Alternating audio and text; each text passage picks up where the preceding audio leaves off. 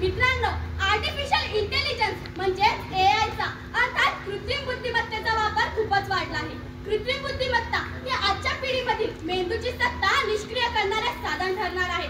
गरजे शोधाची जननी आहे असे म्हटले जाते, मात्र ज्या गरजेतून मानवजात निष्क्रिय होईल त्यास शापही म्हणता येते. एआयमुळे मानवी सर्जनशीलता, कल्पकता आणि निर्णय क्षमता ही दुबळी होईल हेही तितकेच सत्य आहे. बेरोजगारीच्या विख्यात आधीच माझा देश, बेरोजगारीच्या विख्यात आधीच माझा देश त्यात कृत्रिम बुद्धिमत्तेने निर्माण केला पेच, त्यात कृत्रिम बुद्धिमत्तेने निर्माण केला पेच. शास्त्रज्ञतेचा व संशोधनाचा ध्यास, शास्त्रज्ञतेचा व संशोधनाचा ध्यास, त्यात एआयचा वास, त्यात एआयचा वास. नैसर्गिक व जन्मजात बुद्धिमत्ता जपायच्या नीतिमत्ता, नैसर्गिक व जन्मजात बुद्धिमत्ता जपायच्या नीतिमत्ता. एआयमुळे निष्क्रिय होईल मेंदूची सत्ता, एआयमुळे निष्क्रिय होईल मेंदूची सत्ता. मित्रांनो, एआयमुळे भविष्यात रोजगार कमी होतील आणि भारतासारख्या आधीच बेरोजगारीची समस्या तीव्र असणाऱ्या देशात हे संकेत भयानक ठरतील. मित्रांनो, एआयचा वापर मानव आता आपल्या स्वतःच्याच विचारावरून, अनुभवावरून सत्ता गमवत आहे. त्यासाठी एआय आपल्या वापराचे साधन आहेत हे विसरून आपण त्याला आपल्या जीवनाचा भाग बनवणे निव्वळ मूर्खपणा ठरेल असे मला वाटते. कारण खरी ताकद ही मानवी विचारातच आहे. साधी गोष्ट आहे हो, गणकयंत्र आल्याने आम्ही पोरं पाडेच विसरलो. पटकन कॅल्क्युलेटरची बटन दाबायची आणि लगेच आम्हाला उत्तर मिळते. जर आम्ही पाड्या विसरू शकतो तर एआयच्या वापरामुळे विचार प्रक्रिया का विसरू शकणार नाही?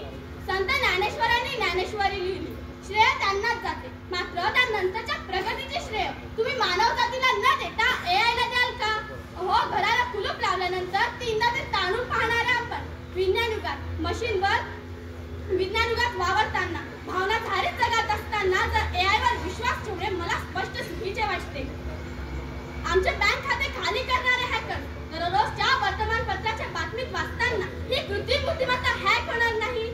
लष्करी उपयोगात जर आपण एआयचा वापर केला आणि एखाद्या बाहेरच्या शत्रू राष्ट्राने ती हॅक केली तर तुम्ही देशाची सुरक्षा वाऱ्यावर सोडणार का? हा मोठा प्रश्न निर्माण होतो.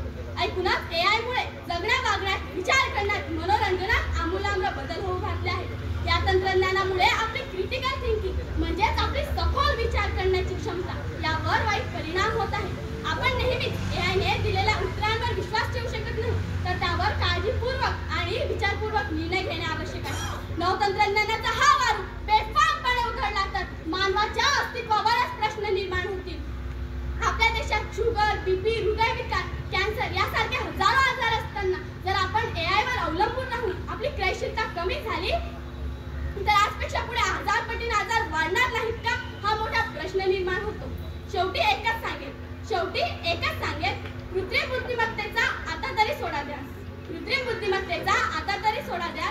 निसर्गाने आपल्याला सर्वच दिलंय खास, निसर्गाने आपल्याला सर्वच दिलंय खास. मनापासून सांगते वरच्यावर नका घेऊ, मनापासून सांगते वरच्यावर नका घेऊ. आपण कृत्रिम बुद्धिमत्तेच्या आहारी नका जाऊ, आपण कृत्रिम बुद्धिमत्तेच्या आहारी नका जाऊ. उपचार ठेवा मेंदू चालता, वापरात ठेवा उपचार मेंदू चालता. कारण निष्क्रिय करी एआय मेंदूची सत्ता, कारण एआय निष्क्रिय करी मेंदूची सत्ता. जय हिंद, जय भारत.